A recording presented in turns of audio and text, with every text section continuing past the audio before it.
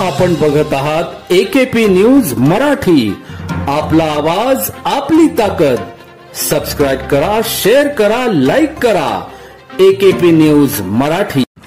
नाशिक शहरातील city centre mall चौक येथे signal जवळ भरधाव वेगाने येणाऱ्या सिटी लिंक बसने रिक्षास धडक दिल्याने त्यात 2 जण जखमी झाल्याचे वृत्त आहे.